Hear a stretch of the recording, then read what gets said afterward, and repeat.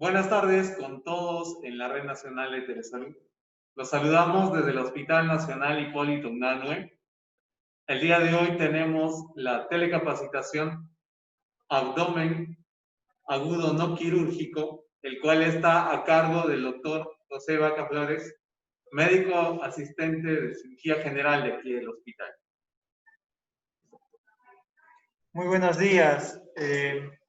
Vamos a empezar entonces con esta pequeña presentación. Es algo corto, dirigido, digamos, a poder reconocer un abdomen agudo quirúrgico, sobre todo, distinguirlo del que no se va a operar. ¿Sí?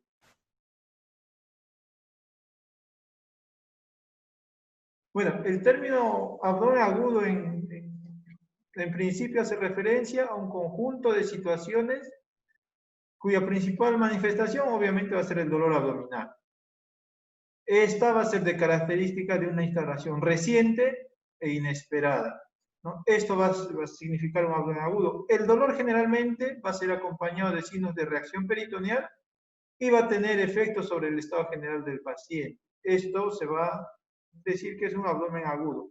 Habitualmente, todos los abdómenes agudos o todo paciente con un abdomen agudo se va a pensar primero en una patología quirúrgica, pero como vamos a ver ahora, hay también patologías que, si bien es cierto, se presentan como un abdomen agudo, no necesariamente requieren una cirugía, ¿ya? Pero van a ser difíciles de reconocer.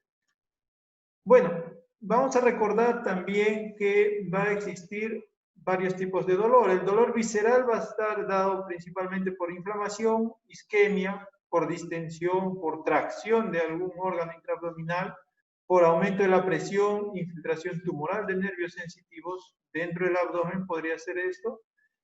Generalmente se va a caracterizar por ser un dolor sordo, prolongado, profundo, de localización difusa, y con frecuencia se describe sobre todo que se va hacia la línea media. Los pacientes nos van a describir como que el dolor inicia y permanece a línea media, o con un dolor, como lo hemos dicho, profundo, sordo, de una ubicación no muy específica. ¿Ya? Va a indicar generalmente la presencia de una enfermedad abdominal, pero no necesariamente que sea de tratamiento quirúrgico, un dolor visceral. Las causas las vamos a ver más adelante. El dolor parietal, en cambio, va a ser dado generalmente por una irritación directa de los nervios somáticos parietales que se encuentra entre las raíces nerviosas de T6 a L1. ¿Ya? Este dolor, a diferencia del otro, va a ser un dolor agudo, intenso y bien localizado, ¿no? El otro era difuso, no bien localizado. Este va a ser agudo, intenso y bien localizado. Este generalmente, el dolor parietal, va a tener hallazgos de una peritonitis o una irritación peritoneal que frecuentemente requiere tratamiento quirúrgico. No en todos los casos, pero habitualmente sí. Y también vamos a tener el dolor referido, que va a ser el que se origina en una estructura visceral profunda, pero que se presenta a nivel superficial, alejado de este estímulo, de donde se ha originado. Ejemplos de este tipo de dolor son el dolor que se refiere en el hombro por el nervio frénico, por una irritación diafragmática. Se irrita el diafragma, irrita el nervio frénico y el dolor se va a manifestar alejado en el hombro, pero va a estar irritado el diafragma. Esto puede ser por líquido, por aire, por sangre o por alguna tumoración.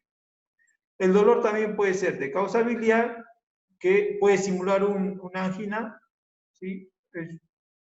Va a ser alejado de su origen. Y también otro ejemplo va a ser el dolor en flanco derecho, cuando se ocasiona por una apendicitis retroseca, ¿no? ¿Cómo vamos a poder hacer el diagnóstico o diferenciar este tipo de dolor de abdomen agudo, quirúrgico del no quirúrgico? Pues obviamente haciendo una buena historia clínica. Una adecuada anamnesis, vamos a tener que identificar la semiología del dolor, cómo se originó, cuál es la característica del dolor, si hay alguna causa del dolor, ¿no? Una adecuada anamnesis del dolor. La exploración física nos va a brindar información importante en cuanto a localización. También se va a explorar el abdomen con palpación y auscultación. Y obviamente se pueden realizar algunos estudios complementarios de acuerdo a lo que tengamos a mano. Pueden ser estudios de laboratorio y también estudios de imagen. Ahora, dentro del diagnóstico diferencial de dolor abdominal o de abdomen agudo, vamos a tener múltiples causas que no son quirúrgicas. Por ejemplo, está la cetoacidosis diabética, que puede originar dolor abdominal, la porfiria, que también ocasiona un dolor abdominal intenso, pero que estas enfermedades probablemente tengan antecedentes previos de cuadros similares de dolor, menos intensos, o incluso en algunos pacientes van a tener antecedentes quirúrgicos, como que se dicen, ¿no?, que son laparotomías o exploraciones quirúrgicas en blanco. ¿Ya? Pueden haber causas metabólicas, como lo indiqué, la cetoacidosis diabética, la porfiria, causas vasculares como una isquemia mesentérica, aneurismas abdominales, el dolor cardíaco que puede ser referido como un dolor en epigastrio, causas hematológicas como la anemia de células falciformes, la púrpura, las anemias hemolíticas, causas infecciosas como son fiebre tifoidea, la disentería, el aracnoidismo, la enfermedad por arañazo del gato, entre otras. También tenemos causas gastrointestinales como el saturnismo, intoxicación alimentaria o algunas parasitosis que nos pueden dar dolores intensos, causas genitourinarias como una pielonefritis, litiasis renoureteral o incluso un globo vesical que nos puede dar dolor intenso, causas pulmonares como una neumonía basal o un derrame pleural, y trastornos de la pared abdominal. También hay que descartar estos. Una neuropatía posherpética, una neuralgia intercostal o un traumatismo pueden generar dolor intenso que puede simular un abdomen agudo e incluso puede ocasionar una exploración quirúrgica, a veces innecesaria. Causas ginecológicas como la endometriosis, una menstruación retrógrada o el Messerschmitt, que es un dolor intermenstrual que puede originar una consulta de emergencia también, y algunas causas psicosomáticas. Entonces, el problema del dolor del abdomen agudo no quirúrgico es que muchas veces va a debutar con un dolor tan intenso que va a obligar a hacer una exploración quirúrgica, ¿no? Entonces, por eso es necesario que se haga una buena historia clínica, ¿no? Y esto se va a corroborar con los exámenes. Si es que no conocemos que hay algunas causas de dolor abdominal agudo, no quirúrgicas, pues no las vamos a pensar. Entonces, siempre hay que tener presentes estos cuadros para poder descartarlos en nuestro diagnóstico, tenerlos presentes para poder hacer el diagnóstico diferencial. Cuando cualquiera de estas enfermedades, como dice, se presenta por primera vez en forma de síndrome abdominal agudo, los antecedentes familiares y personales son los únicos datos que pueden orientar al diagnóstico. Si no vamos a tener una orientación al diagnóstico, a uno de estos diagnósticos diferenciales, pues habitualmente estos pacientes llegan a sala de operaciones y son intervenidos quirúrgicamente por una laparotomía exploratoria o una laparoscopía exploratoria, y posteriormente esto es una laparoscopía diagnóstica y terapéutica, ¿no? ¿Qué podría ser esto? Esta es la primera parte. Después vamos a pasar a cómo realizar un diagnóstico eficaz en una apendicitis aguda. No sé si hay alguna consulta hasta este momento, alguna duda.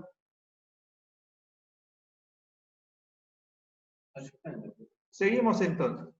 Bueno, en lo que es una apendicitis aguda, el diagnóstico de una apendicitis aguda siempre va a ser clínico. La mayor parte del diagnóstico es clínico, ¿no?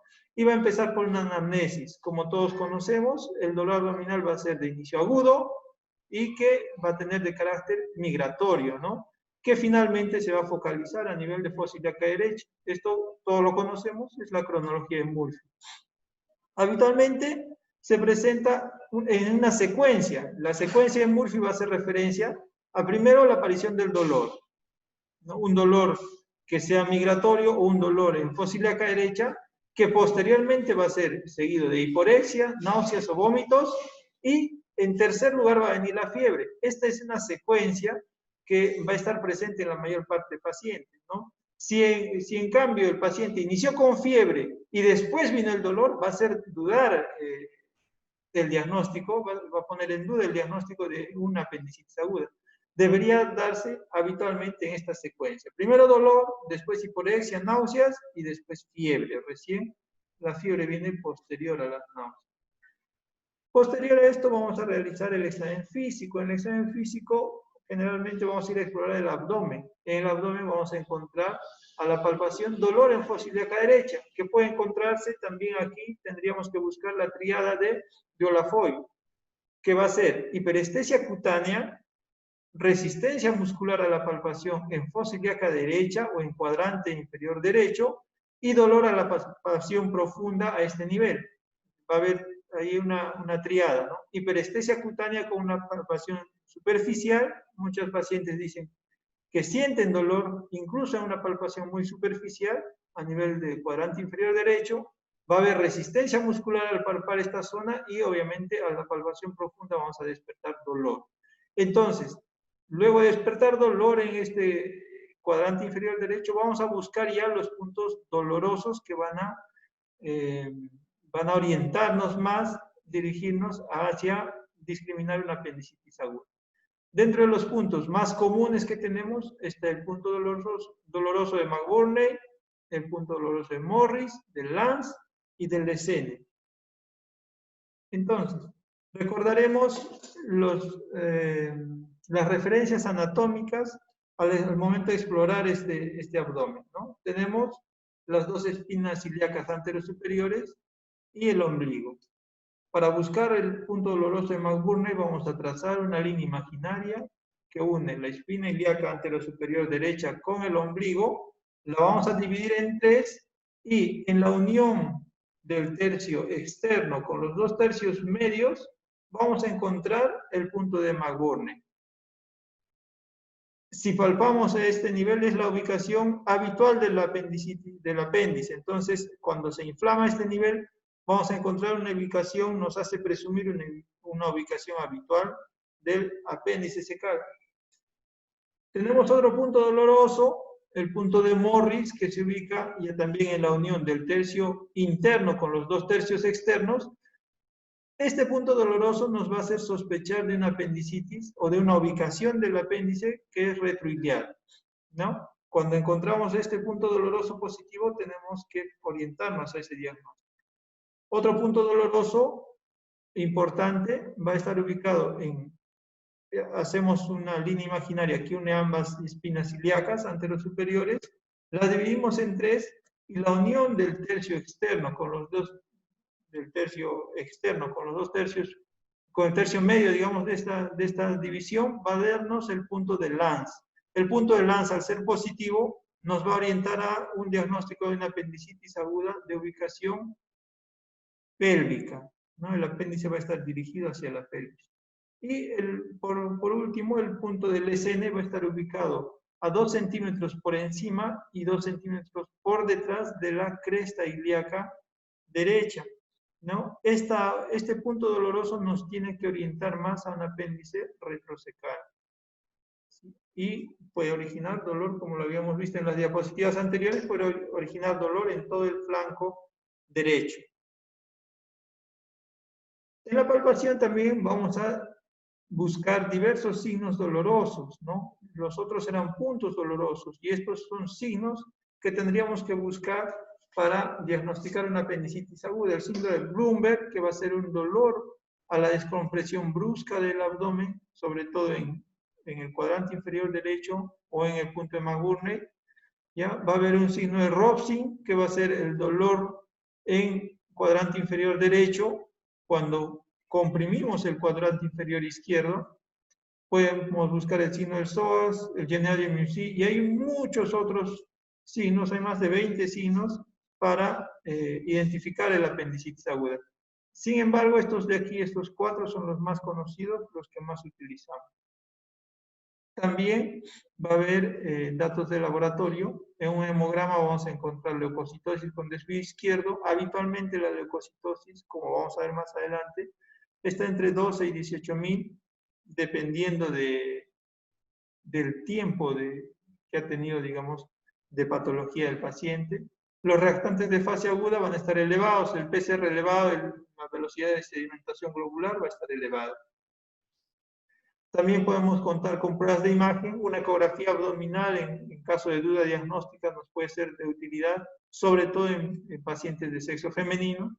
Una radiografía simple de abdomen nos va a demostrar un masa centinela. Ahí vemos en la radiografía masa centinela, que va a significar nada más que la detención, digamos, del peristaltismo por la irritación local que existe. Y la tomografía computarizada contrastada también nos va a dar datos importantes o va a poder identificar el apéndice. Claro que no se cuenta con todos estos exámenes en todos los establecimientos. Pero para eso también se han elaborado escalas, las más conocidas, la de Alvarado y la de Ripasa. La escala de Alvarado nos va a brindar una orientación, una escala con puntaje, va a asignar puntajes a signos, síntomas y hallazgos de laboratorio, lo cual la sumatoria de este puntaje nos va a dar la presunción de una probable apendicitis, va a descartar la apendicitis o va a haber un diagnóstico de apendicitis, ¿no? Entre los signos que toma la escala de Alvarado van a ser el dolor migratorio en fosa ilíaca derecha, va a tener un punto. La anorexia, un punto. Náuseas y vómitos, un punto. Hipersensibilidad en fosa ilíaca derecha, 2 puntos. Como había mencionado, la hipersensibilidad en fosa ilíaca derecha va a hacer referencia sobre todo a una hipersensibilidad o una hiperestesia cutánea, no hay una palpación superficial. Los síntomas presentes van a estar el rebote en fosa ilíaca derecha, un punto, o síndrome de Bloomberg, la elevación de la temperatura mayor de 38 grados, un punto, y algunos signos extras como el Robson o dolor a la tos, hipersensibilidad al tacto rectal, va a tener también un punto. Entre los hallazgos de laboratorio, si los leucocitos están entre 10 y 18.000 por milímetro cúbico, va a tener 2 puntos. Ahora, ¿cómo interpretar esta escala? Si sumamos los puntos, tenemos entre 1 y 4 puntos, la probabilidad de la apendicitis va a ser baja. Se recomendaría en este caso tener en observación al paciente, repetir en 1 hora la escala y si baja la puntuación aún más, dar de alta al paciente, ¿no? La probabilidad es muy baja. Entre 5 y 6 puntos hay una apendicitis probable y es necesario hacer algunos exámenes de imagen como una ecografía, una tomografía para confirmar el diagnóstico o repetir la escala en 1 o 2 horas. Entonces se va a agudizar más el cuadro.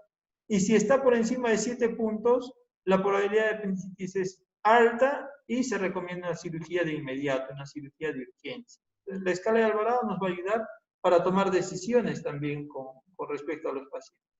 Existe otra escala, que es la escala de Ripasa, que va a tomar también algunos signos, síntomas y datos de laboratorio para el diagnóstico de la apendicitis aguda. Además, esta escala de Ripasa toma en cuenta el sexo del paciente y la edad del paciente, también como la procedencia del paciente, ¿no? En este caso, un hombre va a tener un punto, el sexo femenino va a tener 0.5 puntos, una edad menor a 39 años, un punto, mayor a 40 años, 0.5. Si el paciente es extranjero, va a tener un punto. Si hay síntomas, entre los síntomas, dolor de fosa ilíaca derecha, 0.5, náuseas o vómitos, un punto, dolor migratorio, 0.5 puntos, anorexia, un punto. Si los síntomas en cuanto a su tiempo de permanencia están menos de 48 horas, un punto. Si los síntomas sobrepasan las 48 horas, van a ser 0.5 puntos.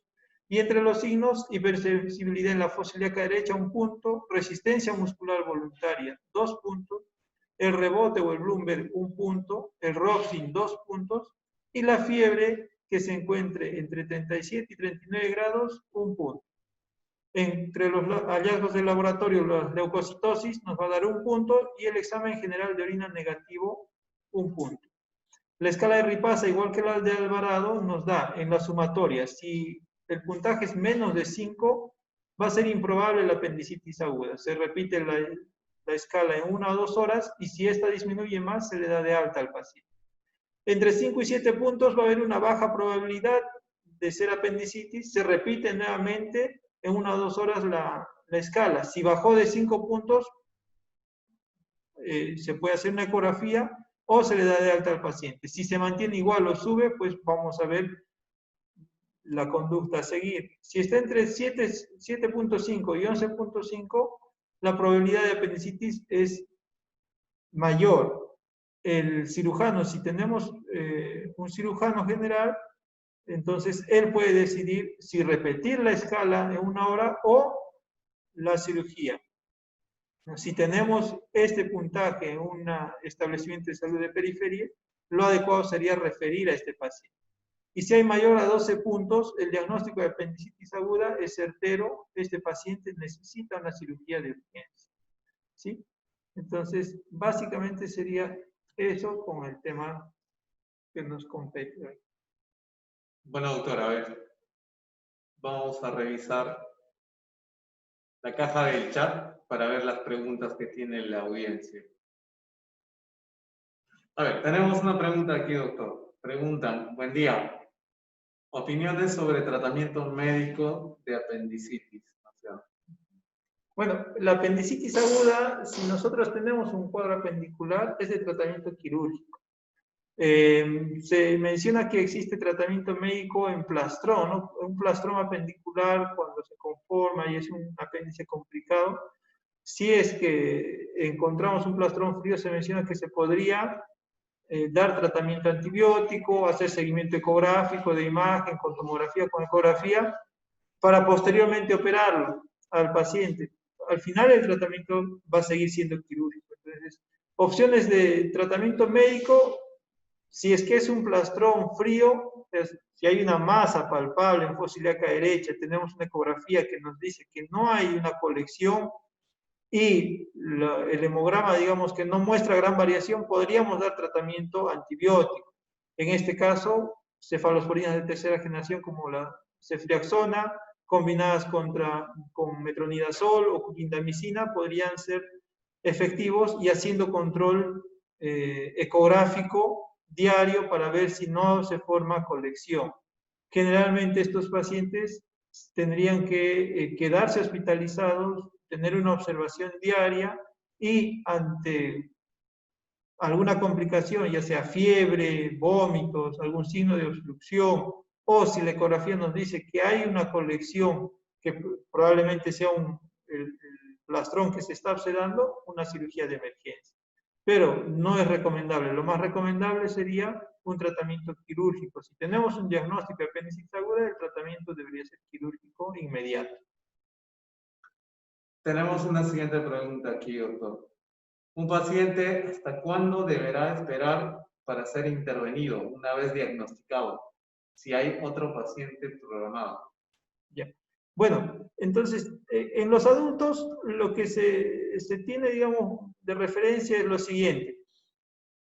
Un apéndice del 100% de pacientes diagnosticados de apendicitis se van a complicar a las 24 horas, más o menos un 20%. A las 48 horas, este apéndice se va a complicar más o menos 80% de los pacientes. Y a las 72 horas va a sobrepasar el 90% de pacientes que se complican. ¿Sí? Entonces, ¿cuánto deberá esperar? Lo ideal es que no espere. En una situación ideal, debería operarse lo antes posible. Pero como usted dice, si hay pacientes programados, si tengo, qué sé yo, 5 o 6 pacientes diagnosticados de apendicitis o con otros diagnósticos, se priorizará el que está de mayor gravedad, ¿no? El que tiene más tiempo con la enfermedad, el que pensamos que, digamos, puede tener más complicaciones, a él se le priorizará y luego se irá operando lo antes posible al resto de pacientes, ¿no? Lo ideal es, una vez diagnosticado la apendicitis, que se opere. ¿Cuánto tiempo puede esperar? Pues imaginemos que si tenemos un paciente de mayor gravedad, entonces tendremos que postergar la operación de la apendicitis, hablando ya con el paciente mismo y con el familiar, indicando las posibles complicaciones que se podrían dar, ¿no? Porque se podrían dar, qué sé yo, una apendicitis complicada, perforada, con peritonitis, podría darnos desde dejar drenajes hasta hacer una ileostomía y demás. Entonces, todo esto tendría que ser informado al familiar, al paciente, y también informarle por qué se está demorando su cirugía. Lo ideal es, diagnosticado el apendicitis, la cirugía debe ser lo más pronto posible.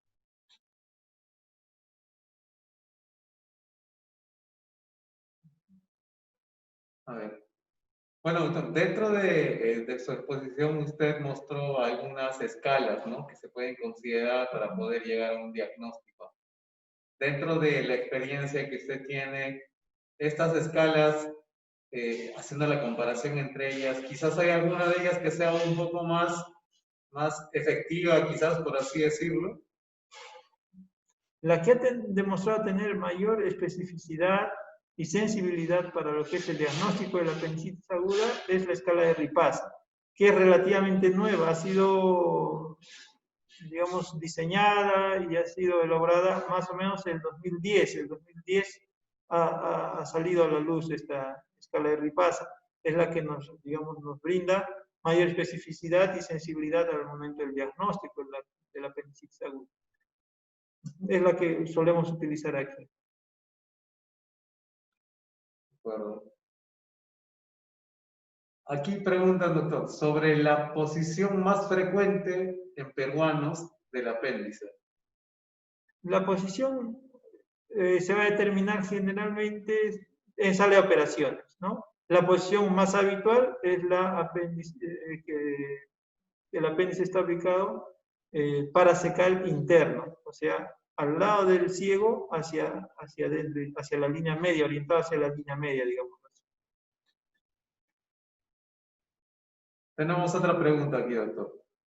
¿Cuáles son las complicaciones más comunes después de una cirugía laparoscópica? Gracias por la respuesta. Ya.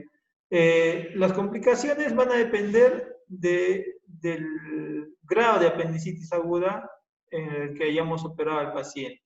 Si es una apendicitis aguda flemonosa o edematosa, no va a haber gran complicación. Al igual que una cirugía abierta, la cirugía va a ser relativamente rápida y no va a dar mayores complicaciones. Pero si ha sido una apendicitis necrosada, una apendicitis supurada o una peritonitis o un plastrón, obviamente van a tener casi las mismas complicaciones que una cirugía abierta. Van a poder haber fístula, estercoracia, puede haber formación de absceso, puede haber obstrucción intestinal, ¿sí? Lo que sí no va a tener mucho la cirugía laparoscópica va a ser una infección del sitio operatorio, eso se va a ver mucho menos, ¿no? Y bueno, entre las bondades de la cirugía laparoscópica va a ser un acceso, digamos, directo a la cavidad abdominal y vamos a poder explorar toda la cavidad abdominal por acceso mínimo, ¿no? Lo que no obtenemos es un acceso mínimo, digamos, con una cirugía abierta, una incisión de McGurney, o nos va a permitir solamente el acceso a la zona del apéndice. Bueno, a toda la audiencia, si tuviesen más preguntas, vamos a esperar solamente un par de minutos más. Estas preguntas las pueden hacer a través del chat de la plataforma Zoom. Podríamos quizás, doctor, visualizar el cuadro de Ripasa para poder, tal como mencionó, que es el que otorga más sensibilidad, ¿no? Entonces, es esa, ¿no? Como les había dicho, toma también datos del sexo del paciente, la edad del paciente, el origen del paciente y el tiempo de los síntomas que presenta nuestro paciente. Entonces, esto hace un poquito, digamos, más sensible, más específico el diagnóstico. Sumando todo el puntaje, que son 17.5 puntos, nos va a dar un diagnóstico certero. Mayor a 12 puntos ya es un diagnóstico certero de apendicitis aguda. Este paciente tiene apendicitis aguda. Entre 5 y 7 puntos hay baja probabilidad, se recomienda, como habíamos dicho, repetir la escala en 1 o 2 horas y de ahí tomar una decisión. Si baja a menos de 5 puntos, es muy improbable que sea apendicitis, se puede dar de alta al paciente. Si sube ya también mayor a 7.5, hay una alta probabilidad de apendicitis aguda. Si es que estamos en un establecimiento de periferia, lo recomendable sería referir a este paciente. Si estamos en un hospital, lo recomendable sería para el cirujano explorar este abdomen, operar al paciente, ¿no? Y si es más de 12 puntos, obviamente, pues es un diagnóstico que requiere una intervención quirúrgica.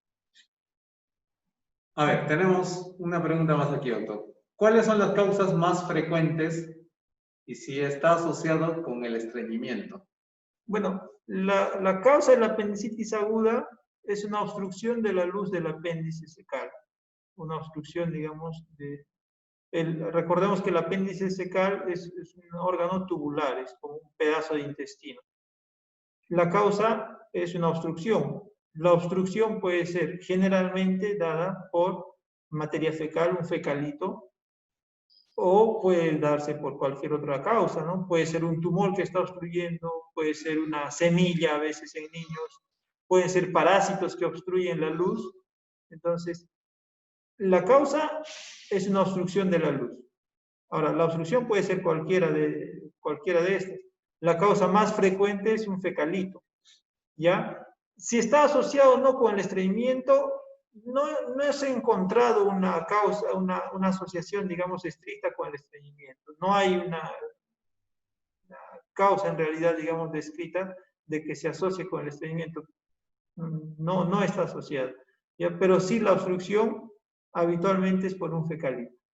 Pueden darse otras causas de obstrucción más raras, como les había mencionado, parásitos, semillas, una inflamación de las adenoides podría ocasionar esto, sí, claro que sí, sobre todo en niños o en personas con grandes infestaciones de parásitos, pero sí se ha visto, y lo hemos visto aquí también. A la larga, doctor, ¿qué porcentaje de la población, se puede decir en general, se ha visto que llega a tener el apendicitis? Es muy frecuente, se dice que más o menos sobrepasa el 70% de personas que pueden tener apendicitis en algún momento de su vida. Es bastante frecuente y es a nivel global, pues, ¿no? La apendicitis no distingue ni raza ni sexo, nada. Sí se puede presentar en cualquier momento. Por supuesto, doctor. Bueno, entonces en ese sentido es importante el hecho de contar con cirujanos en nuestro sistema de salud, entre otras patologías. Bueno, en vista de que ya no tenemos más preguntas en la caja de comentarios, en la caja del chat, pues dándole las gracias al doctor Vaca por su intervención, por su disertación que ha sido bastante ilustrativa, pues damos por concluida la telecapacitación del día de hoy, dándole las gracias también a toda la audiencia y a la Red Nacional de Telesalud. Muchas gracias. Muchas gracias. Hasta una siguiente oportunidad.